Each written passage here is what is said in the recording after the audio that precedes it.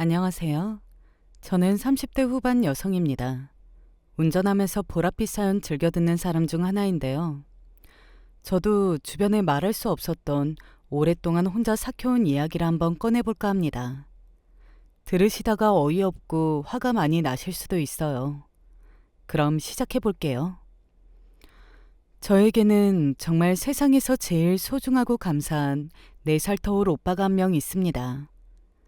어렸을 때부터 오빠는 저한테 그냥 오빠가 아니었어요. 저희 부모님이 두 분 다 몸이 많이 약하셨거든요. 아버지는 제가 초등학교 때부터 허리 디스크로 제대로 일을 못 하셨고, 어머니는 심장이 좋지 않으셔서 늘 약을 달고 사셨습니다. 그러다 보니 가정 형편이 넉넉하지 않았죠. 오빠는 고등학교 때부터 아르바이트를 시작했습니다. 편의점, 주유소, 식당 서빙, 학교 끝나면 바로 일하러 나가는 게 오빠의 일상이었어요. 그 돈으로 집에 생활비를 보탰고 제 학원비도 냈습니다. 아버지는 그런 오빠를 못마땅해 하셨죠. 장남이 공부를 해야지 왜 쓸데없는 딸을 공부시키려고 그래? 여자는 시집 가면 끝이야. 민지야, 너는 그냥 공부만 해. 나머지는 오빠가 다 알아서 할게. 아이고. 아버지, 전 공부에 관심 없어요.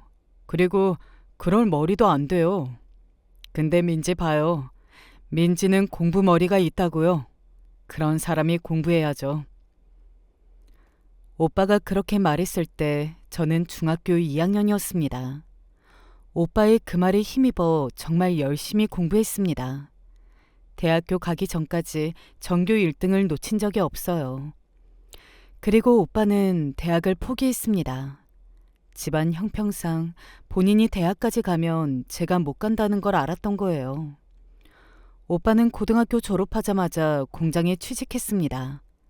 처음엔 생산직으로 시작해서 야간 학교 다니면서 기술 자격증을 땄어요. 그렇게 조금씩 올라갔습니다. 저는 오빠 덕분에 고등학교 때 과외도 받으면서 공부할 수 있었어요. 덕분에 장학금 받고 의대에 진학했죠. 의대에 합격한 날 오빠가 절 안고 울면서 말했습니다. 고맙다 민지야. 진짜 고생했어. 오빠 덕분이야.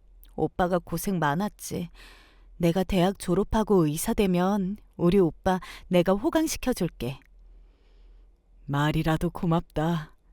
민지야, 오빤 너만 잘 살면 돼. 오빠는 언제나 그랬어요. 자기는 괜찮다고 언제나 제 걱정만 했습니다. 오빠는 저에게 형제이자 부모이고 친구, 그 이상의 존재였어요. 대학 생활하면서도 장학금을 놓치지 않기 위해 정말 열심히 공부했습니다. 과외를 하면서 살림에 보탬을 하고 싶었지만 오빠가 극구 말리며 공부에만 집중하라고 했죠. 덕분에 대학교에서도 꽈탑을 놓치지 않았습니다. 국시 시험도 잘 합격하고 인턴 레지던트 과정까지 무사히 마쳤어요. 그리고 페이 닥터로 일하게 됐죠. 그러다 그때 같이 페이 닥터로 일하는 남자친구를 만나게 됐습니다. 저와 비슷한 집안 환경 속에서 어렵게 공부해 의사가 된 남자친구였죠. 그래서인지 저희는 서로 더 잘 맞았고 더 잘 이해했습니다. 서로 연애하면서 쓰는 돈을 아껴 결혼해서 잘 모아보자는 이야기를 시작으로 1년 연애 후 저는 결혼을 서두르게 됐어요. 결혼 전 시댁 식구들을 처음 만났을 때 분위기는 나쁘지 않았습니다. 소박하고 조용한 가족이라는 인상이었죠. 상견례 자리에서 시어머니가 저희 오빠를 보시면서 이런 말씀을 하셨거든요. 오라버니가 우리 민지 양을 많이 챙겨주셨나 봐요. 참 든든하겠어요. 오빠가 웃으며 대답했습니다. 제 동생이 야무지게 잘 컸죠. 그렇게 화기애애하게 상견례도 마무리됐습니다. 결혼 후에도 딱히 문제될 만한 이벤트도 없었어요. 이런 게 행복인가 할 정도로 무탈한 결혼 생활이었죠. 시간이 흘러 아프셨던 엄마도 돌아가시고 아빠도 연료하였습니다. 그리고 그 무렵 시골 집안에 있던 유일한 재산인 집이 재개발이 된다는 소식이 들렸어요. 그때 아빠가 저를 집으로 부르셨습니다. 민지야, 이번에 너도 소식을 들어서 알지? 이 지역이 재개발되면서 이 집이랑 앞에 이 작은 밭까지 해서 20억을 받을 수 있다고 한다. 20억이요? 이 집터가 이렇게나 많이 올랐다고요? 그래, 오래 살다 보니 이런 날도 오더구나. 그래서 말인데, 민지야. 네, 아빠. 이 재산 너희 오빠 주면 안 되겠니? 넌 직업도 좋은 의사고 딱히 걱정할 게 없잖니. 근데 너네 오빤 너도 알다시피 너 공부시킨다고 대학도 포기하고 고등학교 졸업하고 안 해본 일 없이 일만 했다. 솔직히 마지막까지 오빠 걱정만 하는 아빠에게 서운했지만 저 역시 그 재산은 오빠가 받는 게 맞다고 생각했습니다. 지금의 제가 의사가 될 수 있었던 것도 오빠의 희생이 있었기에 가능한 일이었기에 이젠 오빠가 편안한 인생을 맞이하길 바랐어요. 그럼요. 그 재산 오빠 주세요.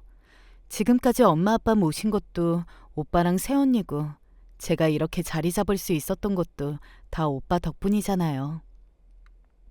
그래, 이해해줘서 고맙구나.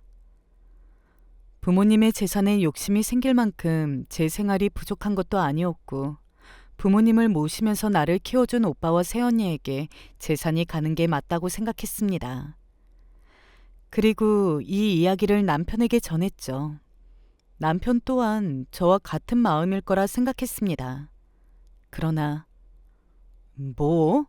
아버님 너무하신 거 아니야? 당신도 자식인데 딸한테는 한 푼도 안 줘? 한 푼도 안 받는 건 아니지. 집 앞에 있는 작은 텃밭은 나 주신다고 하잖아. 아니, 형님이 받는 거랑 액수가 너무 차이 나잖아.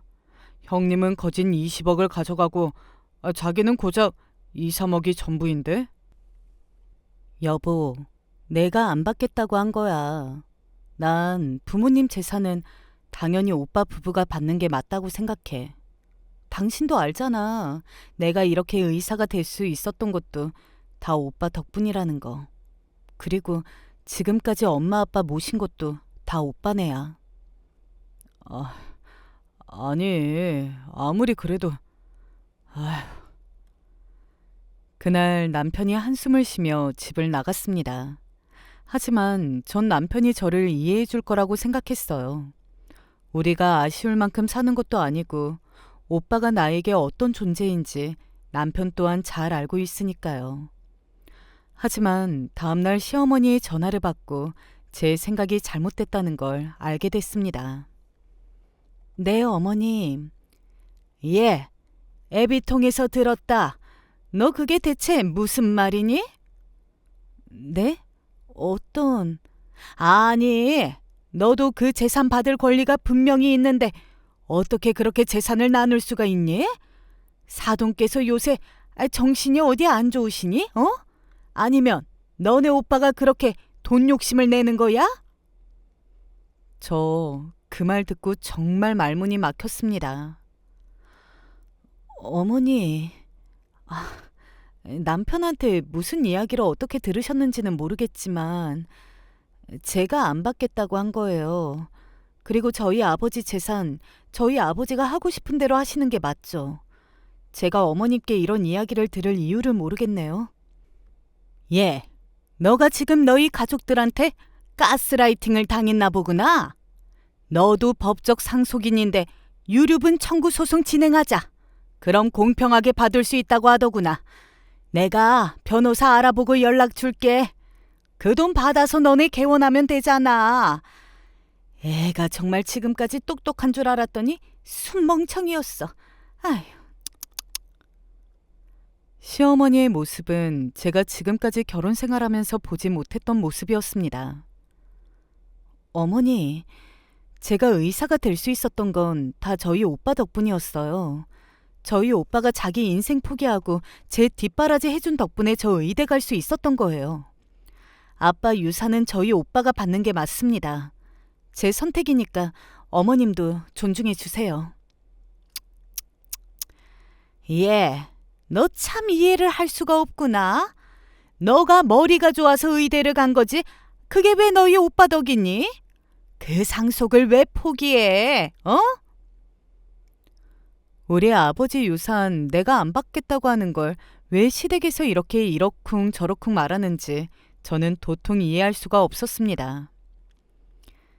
어머니, 그 돈 애초에 없던 돈입니다. 제 돈도 아니고요. 저희 아버지 돈이라고요. 그리고 남편이랑 저 의사예요. 그 돈 없이도 지금까지 잘 살았어요. 그리고 앞으로도 잘 살 거고요. 그러니까 저희 집 유산에 대해 어머니께서 이제 더 이상 말씀 없으셨으면 좋겠습니다. 그렇게 이야기를 하고 어머니의 대답을 듣지 않고 전화를 끊었습니다. 남편에게 너무 화가 났어요. 내 의견을 분명하게 남편에게 말했다고 생각했는데 시어머님에게 고자질하는 남편이 너무 미웠습니다. 그날 저녁 퇴근하고 들어온 남편에게 말했어요. 어머님한테 당신이 아버지 유산 이야기했어? 그냥 어머니가 자꾸 물어보시니까 나도 답답해서 그런 거지. 답답해? 뭐가 답답한데? 내 선택이라고 했잖아. 근데 왜 어머니가 변호사까지 알아보신다고 나서시는 건데? 남편은 시선을 피했습니다. 그 순간 저는 이 일이 이대로 끝나지 않을 거라는 불길한 예감이 들었어요. 그리고 그 예감은 곧바로 현실이 됐습니다. 일주일쯤 지났을까요? 이번에는 결혼 후 왕래가 거의 없던 시누이에게서 연락이 왔습니다. 결혼식 이후로는 명절에나 얼굴을 보던 사이였는데 갑자기 밥 한 번 먹자는 연락이 온 거예요. 저는 별 생각 없이 나갔다가 자리에 앉자마자 분위기가 심상치 않다는 걸 느꼈습니다. 언니, 나 오빠한테 얘기 다 들었어. 언니도 참, 사람이 너무 물러도 문제야. 무슨 얘기요?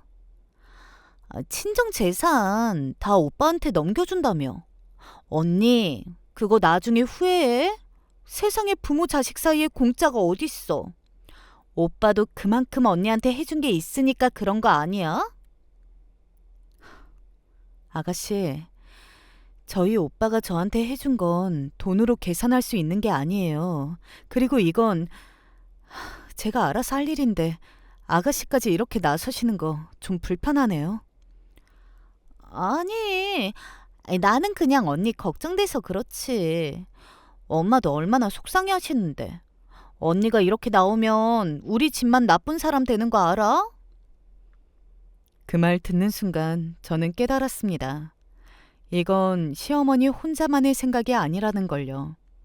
시댁 식구들 전체가 이미 이 문제를 두고 여러 번 이야기를 나눴고 저를 설득하기 위해 움직이고 있다는 걸요. 시누이와 자리를 끝내고 집으로 돌아오는 내내 손이 떨렸습니다. 그리고 그날 저녁 갑자기 새언니에게서 전화가 왔어요. 언니, 이 늦은 시간에 무슨 일이에요? 아가씨, 정말 너무하시네요.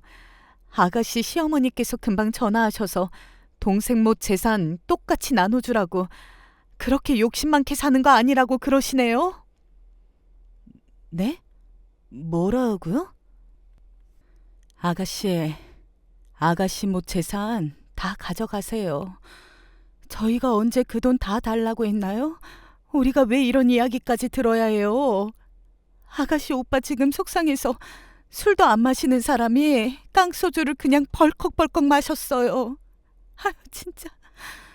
아가씨 정말 할 말이 없네요. 언니 미안해요. 그런 소리 듣게 해서 오빠한테도 전해주세요. 제 마음은 변함없다고요. 그리고 나머지는 제가 수습할게요. 정말 미안해요. 돈에 눈이 멀면 아무것도 안 보인다더니 그 금수만도 못한 시댁 사람들이 이제는 하다하다 저희 오빠 연락처까지 알아내서 전화를 했더라고요. 정말 치가 떨렸습니다. 전화를 끊고 바로 남편에게 따졌습니다. 당신이 오빠 연락처 어머님한테 알려드렸니? 어머니께서 오빠한테 전화해서 재산 나누라고 했다는데 이게 맞아? 뭐? 남편도 그 이야기를 듣고 놀라긴 하더군요. 하지만 이내 남편의 말에 기가 찼습니다. 아니 근데 엄마 말이 틀린 건 아니잖아. 그 돈만 있으면 우리 개원도 할 수 있고, 그리고 요즘 친구들 보니까 다 처가에서 개원해준다고 하고. 뭐라고? 그게 할 말이니? 야, 너만 의사야? 나도 의사야. 너는 뭐 결혼할 때 집을 해왔어? 뭘 해왔어? 한 번만 더 우리 오빠나 새언니한테 연락하거나 그런 소리 들으면 나 정말 가만히 안 있어. 알겠어? 남편에게 이 정도로 말했으면 시댁에게도 잘 전달할 거라고 생각했습니다. 다음 날 일을 하다 낯선 번호로 문자 하나를 받았습니다. 안녕하세요, 김민지님. 법무법인 땡땡 담당 변호사 이진철입니다. 저희는 귀하의 시모 김미희님의 위임을 받아 연락드립니다. 귀하의 부친께서 재산 전부를 귀하의 형제에게 증여할 의사를 밝히셨으나 귀하는 민법상 법적 상속인으로서 향후 유류분 청구권을 보유하고 계십니다. 귀하의 정당한 권리를 보존하기 위해 빠른 시일 내에 연락 주시면 절차를 도와드리겠습니다. 읽어보니 시모에게 위임을 받아 연락 준 변호사였죠. 그냥 무시했습니다. 시댁에게 더 이상 말하지 않았죠. 전날 남편에게 알아듣게끔 말했으니 잘 처리할 거라고 믿었습니다. 그리고 몇 달 뒤 아버지가 돌아가셨고 아버지의 유언대로 작은 텃밭을 제외하고 다 오빠에게 상속이 되었습니다. 그렇게 일이 잘 마무리되는 줄 알았죠. 하지만 한 달 뒤 분노에 찬 목소리로 오빠에게 전화가 왔습니다. 너 대체 이럴 거면 왜 나한테 다 주겠다고 했니? 내가 널 어떻게 키웠는데 나한테 소송을 걸어? 소송? 그게 무슨 말이야, 오빠? 무슨 모른 척이야. 나 금방 유류분 반환 청구 소장 받았다. 네 이름으로 건 소장. 뭐라고? 오빠 잠깐 기다려. 내가 금방 갈게. 얼굴 보고 이야기하자. 저는 그 길로 오빠 집으로 불이 나게 달려가 소장을 확인했습니다. 정말 오빠 말대로 그 소장에 제 이름이 써져 있고 제 도장도 찍혀 있더군요. 이게 뭐야? 왜 내 도장이 여기 찍혀 있지? 나 이런 거 쓴 적 없는데? 그때 머릿속에 시어머님이 떠올랐습니다. 전 그 소장을 들고 시댁으로 갔어요. 쾅쾅쾅. 누구? 어머! 예! 저는 시어머님을 밀치고 시댁 안으로 들어갔습니다. 거실에 시누이를 포함해 시아버지, 남편, 시어머니 모두 계시더군요. 여보, 갑자기 여기 왜? 너도 알고 있었구나. 이 소장. 어머니가 하신 거 맞죠? 아니, 시댁 식구들끼리 다 작당 모의하고 한 거 맞죠? 언니, 작당 모의라뇨. 엄마는 다 언니랑 오빠 위해서. 그래, 내가 다 너네 위해서. 아휴, 당연히 너가 받아야 할 몫인데 너가 너무 착해서 잘 모르는 거야. 그래서 내가 대신해서. 이런 상황 속에서 시어머니는 또 저를 위해서 했다고 말했습니다. 제가 아니라 자기 아들을 위해서 한 짓이면서. 이 어지러운 상황 속에 머리는 점점 차분해졌습니다. 제 도장은 어떻게 구하셨어요? 당신이 준 거지, 내 도장. 아니, 예. 내 말 좀 들어보렴. 이게 다 너네 잘 되라고. 이제 더는 못 참겠네요. 저 이혼하겠습니다. 도저히 같이 못 살겠어요. 여보. 아니, 얘. 그게 무슨 말이냐? 이혼이라니? 언니, 어른들 다 계시는 자리에서 무슨... 어른이 어른다워야 어른 대접을 해드리죠. 지금 소송 취하하시고 협의 이혼하실래요? 아니면 사문서 위조로 형사고발 민사소송 다 하고 이혼 소송까지 갈까요? 잘 선택하세요. 아마 그렇게 되면 아드님 다시는 의사생활 못할 거예요. 제 말이 끝나자마자 시어머니는 제 바지가랑이를 붙잡으며 말씀하셨습니다. 예. 네 남편은 아무 잘못 없다. 이거 다 내가 한 짓이야. 어? 잘못했다 얘. 저는 시어머니를 뿌리치고 나가 그 길로 바로 남편에게 이혼 서류를 보냈습니다.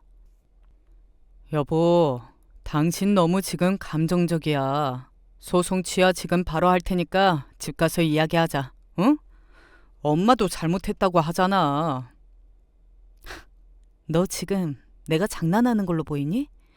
난 너한테 여러 번의 기회를 줬고 시댁에도 잘 전달하라고 이야기했어. 근데 너가 내 말을 끝까지 무시하고 시댁이랑 그런 일을 꾸민 거잖아. 도장 안 찍으면 사문서 위조의 이혼 소송 민사소송까지 걸 거야. 지금 당장 도장 찍어. 여보.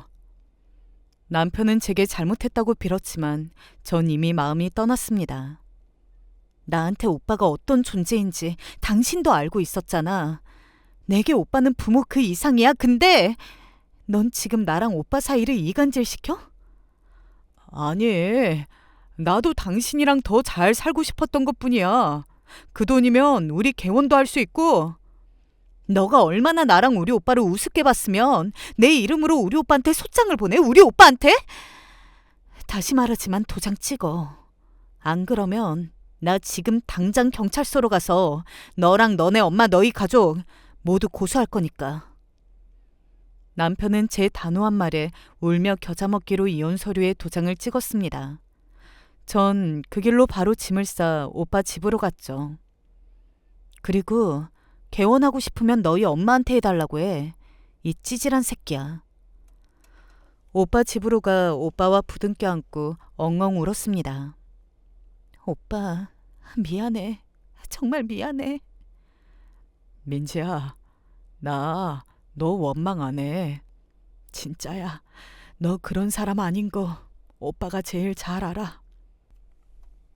그렇게 저는 지금 이혼을 했습니다. 이혼한 지 벌써 2년 가까이 돼요. 시간이 참 빠르죠. 그 시간 동안 오빠는 아빠가 준 땅에 4층짜리 건물 하나를 세웠습니다. 우리 오빠 이제 건물주네. 축하해. 민지야, 여기 1층에 너 병원 개원해. 뭐? 이 건물 지을 때 처음부터 너 개원시켜주고 싶어서 지은 거야. 오빠,